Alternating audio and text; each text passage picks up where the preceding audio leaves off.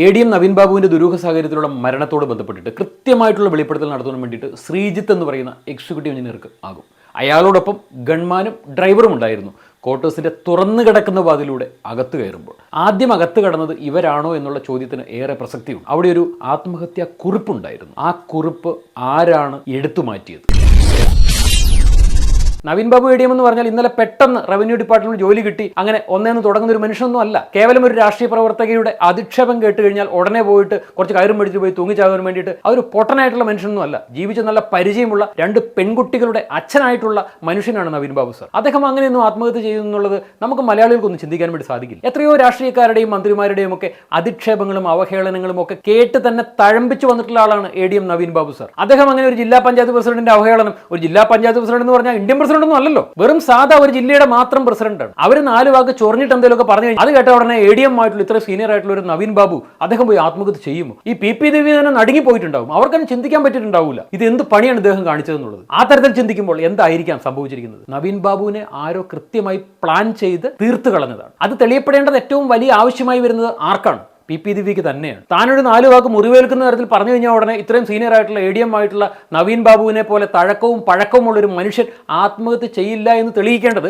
PP ദേവിയുടെ തന്നെ ആവശ്യമാണ്. ഒരു പരിധിവരെ അവർക്ക് ജാമ്യം കിട്ടത് നല്ലതാണ് എന്നുള്ളത് നമുക്ക് ചിന്തിക്കേണ്ടി വരും. ജാമ്യം കിട്ടി പുറത്തിറങ്ങിയതുകൊണ്ട് തീർച്ചയായിട്ടും ആരാണ് ഇതിന്റെ പിന്നണിയിൽ പ്രവർത്തിച്ചിരിക്കുന്നത് എന്നുള്ളത് കണ്ണൂർ ഇത്രയും പിൻബലവും ആൾബലവുമുള്ള PP ദേവിയെ പോലെ ഒരു സ്ത്രീ അവർ വിചാരിച്ചാൽ തീർച്ചയായിട്ടും നവീൻ ബാബുവിന് എന്താണ് സംഭവിച്ചതെന്നുള്ളത് കണ്ടെത്തി പുറത്തു കൊണ്ടുവരാൻ വേണ്ടി സാധിക്കും. എന്തായാലും ഒരു കാര്യം ഉറപ്പാണ്, അന്നേ ദിവസം നവീൻ ബാബുവിനെ തീർക്കുവാനായിട്ട് PP ദേവിയോ അല്ലെങ്കിൽ PP ദേവിയോട് ബന്ധപ്പെട്ട ആരെങ്കിലും പ്ലാൻ ചെയ്തിരുന്നു എന്നുണ്ടെങ്കിൽ ഒരു കാരണവശാലും അന്നേ ദിവസം ഉച്ചയ്ക്ക് ശേഷമുള്ള ഈ സമയത്ത്, ഈ യാത്രയപ്പ് ചടങ്ങിന്റെ ഈ സമയത്ത് വന്നിട്ട് ഇത്തരം അധിക്ഷേപങ്ങൾ പകരുന്നത് അത് മുഴുവൻ വീഡിയോഗ്രാഫറേയും കൂടെ കൂട്ടിക്കൊണ്ടുപോയി അത് പകർത്തിയെടുത്ത് പൊതുജനത്തെ കാണിക്കാനും മാത്രം ഒരു മണ്ടിയൊന്നുമല്ല PP ദേവി എന്നുള്ളത് നമുക്ക് 100% ഉറപ്പിക്കാം. ചോറല്ലേ ആ സ്ത്രീയും ഭക്ഷിക്കുന്നത്. അപ്പൊ സാമാന്യ ബുദ്ധി വെച്ച് ചിന്തിച്ചാൽ മനസ്സിലാക്കാൻ പറ്റുന്ന കാര്യമേ ഉള്ളൂ, PP ദേവി അല്ല ഇത് ചെയ്തിരിക്കുന്നത്. PP ദേവിയുടെ ദേഷ്യം തീർക്കാൻ, ആ ഒരു ചൊറിച്ചിൽ തീർക്കാൻ അവരെന്തൊക്കെയോ സംസാരിച്ചു. അതൊക്കെ കേട്ട് ഇത്ര സീനിയർ ആയിട്ടുള്ള ഒരു മനുഷ്യൻ പോയി ആത്മഹത്യ ചെയ്യുമോ എന്നുള്ളത് അവർക്ക് സ്വപ്നത്തിൽ പോലും ചിന്തിക്കാൻ വേണ്ടി പറ്റില്ല. ഇവരിത് വീഡിയോ ദൃശ്യങ്ങളാക്കി പുറത്ത് പ്രചരിപ്പിച്ചതോടുകൂടിയിട്ട് നവീൻ ബാബുവിനെ യഥാർത്ഥത്തിൽ തീർക്കുവാൻ വേണ്ടി താല്പര്യമുള്ള ഏതൊക്കെയോ മാഫിയ ഗ്രൂപ്പുകൾ ഉണ്ടായിരുന്നു. അവർ കൃത്യമായി നോക്കി ഉന്നമിട്ടിരിക്കുകയായിരുന്നു. ആ നറുക്ക് വന്ന് വീണത് PP ദേവിക്കാണ് എന്നുള്ളത് തന്നെ ചിന്തിക്കേണ്ടി വരും. നമ്മുടെ പോലീസ് അതിസമർത്ഥന്മാരാണ്. ഏത് തെളിവില്ലാത്ത കേസിനും തെളിവുണ്ടാക്കുവാൻ വേണ്ടിയിട്ട് എന്താണ് സത്യത്തിൽ സംഭവിച്ചതെന്നുള്ളത് അന്വേഷിച്ച് കണ്ടെത്തുവാൻ വേണ്ടി കെൽപ്പുള്ള പോലീസാണ് കേരള പോലീസ്. അവർ വിചാരിച്ചാൽ ഇത് തെളിയിക്കുക എന്ന് പറയുന്നത് അത് വലിയ ആനക്കാര്യമൊന്നുമില്ല. ഇതിനുവേണ്ടി CBI അല്ലെങ്കിൽ ജുഡീഷ്യൽ എൻക്വയറി അതിന്റെ ഒന്നും ആവശ്യമില്ല. നമ്മുടെ സ്റ്റേറ്റ് പോലീസ്, അവിടുത്തെ ഒരു ലോക്കൽ ഒരു SHO അദ്ദേഹം വിചാരിച്ചു കഴിഞ്ഞാൽ തീരുമാനമാകാനുള്ള കേസേ ഉള്ളത്. അങ്ങനെ ഒരു SHO തുനിഞ്ഞിറങ്ങുകയാണെങ്കിൽ ഇതിന്റെ സത്യം പുറത്തു വരണം എന്നുള്ള ഏറ്റവും വലിയ ആവശ്യക്കാരി ആരാണ്? PP ദേവിയാണ്. സത്യം മറന്നേക്ക് പുറത്തേക്ക് വരുവാനായിട്ട് യാതൊരു തടസ്സവുമില്ല. ഇത്രയും വലിയൊരു ക്രൈം ഒരു ADMനെ തീർക്കുവാനുള്ള അത്രയും കപ്പാസിറ്റിയുള്ള ഒരു മാഫിയ ഗ്രൂപ്പാണ് കണ്ണൂരുള്ളത് എന്നുണ്ടെങ്കിൽ തീർച്ചയായിട്ടും ഈ അന്വേഷണ ഉദ്യോഗസ്ഥന്മാർക്കൊന്നും മുന്നോട്ട് നീങ്ങുവാൻ വേണ്ടിയിട്ട് സാധിക്കുമെന്ന് വരില്ല. അങ്ങനെയെങ്കിൽ CBI വരുവാനുള്ള സാധ്യത കാണുന്നുണ്ട്. കാരണം കേന്ദ്ര ആഭ്യന്തരമന്ത്രി അമിത് ഷാ ഇവിടെ മഞ്ജുഷയെ കാണുവാൻ വേണ്ടി എത്തുന്നു എന്നുള്ള വാർത്ത ഇപ്പോൾ പുറത്തേക്ക് വന്നിരിക്കുകയാണ്. അങ്ങനെയെങ്കിൽ തീർച്ചയായിട്ടും ഒരു CBI അന്വേഷണം മഞ്ജുഷ ആവശ്യപ്പെടും. കോടതിയിലൂടെ അത് നേടിയെടുക്കുവാൻ നിഷ്പ്രയാസം സാധിക്കും. കാരണം മരണപ്പെട്ടിരിക്കുന്ന ഒരു സാധാരണക്കാരനല്ല, അഡീഷണൽ ഡിസ്ട്രിക്ട് മജിസ്ട്രേറ്റ് ആണ്. ഒരു ഡെപ്യൂട്ടി കളക്ടറുടെ ഒക്കെ അവസ്ഥ ഇതാണെന്നുണ്ടെങ്കിൽ സാധാരണക്കാരന്റെ അവസ്ഥ എന്താണ്? ആർക്കും എന്തും സംഭവിക്കാം. ഒരു കാലവും സത്യം മറന്നേക്ക് പുറത്തു വരില്ല. ഇങ്ങനെ എത്രയോ കേസുകൾ നമ്മുടെ മലയാളികൾ കണ്ടതാണ്. അതിലൊന്നായി ഈ കേസ് പോകാതിരിക്കുവാൻ വേണ്ടിയിട്ട് നമുക്കും ആഗ്രഹിക്കാം. ADM നവീൻ ബാബു സാർ മരണപ്പെട്ട് തൂങ്ങിക്കിടക്കുന്നത് കണ്ടു എന്ന് പറയുന്നത് എക്സിക്യൂട്ടീവ് എഞ്ചിനീയർ ശ്രീജിത്തും ഗൺമാനും ഡ്രൈവറുമാണ്. ഇവർ വരുമ്പോൾ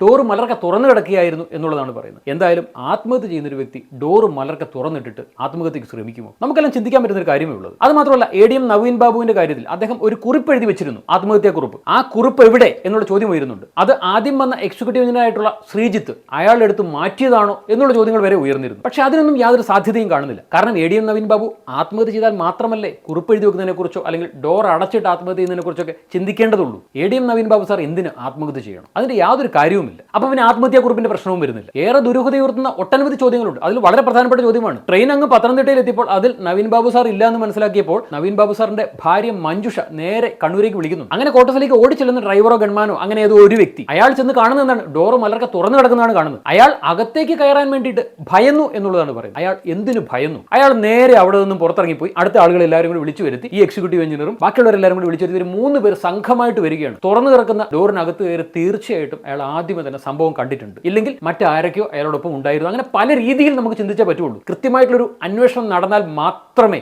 സത്യങ്ങളെല്ലാം മറന്നേക്ക് പുറത്തു വരികയും വൈകിട്ട് ആ യാത്രയപ്പ് ചടങ്ങിന് ശേഷം ഡ്രൈവർ കൊണ്ടുവന്ന് മുനീശ്വര കോവിലിന് മുമ്പിൽ ഇറക്കി വിടുന്നുണ്ട്. അപ്പോൾ ഡ്രൈവർ അദ്ദേഹത്തോട് ചോദിക്കുന്നുണ്ട് എന്തുകൊണ്ടാണ് അങ്ങ് ഇവിടെ ഇറങ്ങുന്നത് എന്നുള്ളത്. അപ്പോൾ അദ്ദേഹം പറയുന്നുണ്ട് എൻ്റെ ഒരു സുഹൃത്തിനെ കാണുവാനാണ് എന്നാണ് പറയുന്നത്. അങ്ങനെ അവിടെ ഇറങ്ങിയതിന് ശേഷം പിന്നീട് അദ്ദേഹം എങ്ങോട്ട് പോയി എന്നുള്ള ഒരുപാട് ചോദ്യങ്ങൾ ഈ കഴിഞ്ഞ ആഴ്ചകളിലെല്ലാം ഉയർന്നു കേട്ടിരുന്നു. തീർച്ചയായിട്ടും അദ്ദേഹം സുഹൃത്തിനെ കാണാനാണ് ഇറങ്ങിയതെന്നുണ്ടെങ്കിൽ അപ്പോഴല്ലെങ്കിൽ കുറച്ച് കഴിയുമ്പോൾ ആ സുഹൃത്ത് അവിടെ വന്നിട്ടുണ്ടാവാം. അങ്ങനെയെങ്കിൽ ആ സുഹൃത്തിൻ്റെ കാറിലോ ബൈക്കിലോ ആയിരിക്കാം അദ്ദേഹം യാത്ര ചെയ്തിരിക്കുന്നത്. ഓട്ടോറിക്ഷയിലാണ് യാത്ര ചെയ്തത് എന്നുണ്ടെങ്കിൽ ഇപ്പോൾ തന്നെ പല വെളിപ്പെടുത്തലുകളും നമ്മൾ കാണേണ്ടതുണ്ട്. കാരണം പോലീസ് കൃത്യമായ രീതിയിലുള്ള അന്വേഷണം ഇതിൻ്റെ പിന്നാലെ നടത്തിയിട്ടില്ല എന്നുള്ളത് വ്യക്തമായിട്ട് എല്ലാവർക്കും മനസ്സിലായിട്ടുള്ള കാര്യങ്ങളാണ്. കൃത്യമായ അന്വേഷണം നടത്തിയിരുന്നു എന്നുണ്ടെങ്കിൽ തീർച്ചയായിട്ടും അദ്ദേഹം അവിടെ നിന്ന് സഞ്ചരിച്ചു എന്ന് പറയപ്പെടുന്ന സകല വഴികളിലും CC ക്യാമറ ഉണ്ട് എന്നുള്ളത് ഓൾറെഡി തെളിഞ്ഞു കഴിഞ്ഞിട്ടുള്ള കാര്യങ്ങളാണ്. ആ CC ക്യാമറയിലെ വിഷയങ്ങൾ ഒന്നും തന്നെ പോലീസ് കണ്ടെത്തിയിട്ടില്ല, അതൊന്നും പുറത്തു വിട്ടിട്ടില്ല. ഇനി അവർ കണ്ടെത്തിയിട്ടുണ്ടോ എന്നുള്ളത് നമുക്കറിയില്ല.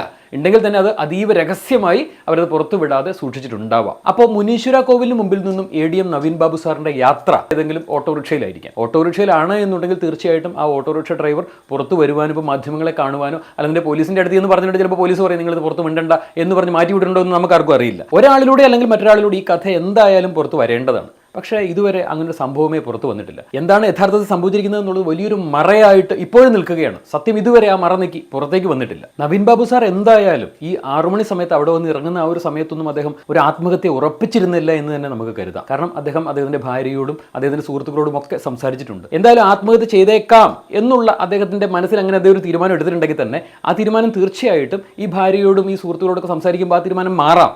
പക്ഷേ ആ സംസാരങ്ങൾക്കൊന്നും തന്നെ അദ്ദേഹത്തിന്റെ ആ തീരുമാനത്തെ മാറ്റാനായിട്ടില്ല. ആത്മഹത്യ ചെയ്യാൻ വേണ്ടി നവീൻ ബാബു സാർ ഉറപ്പിച്ചിരുന്നു എന്ന് തന്നെ കരുതുക.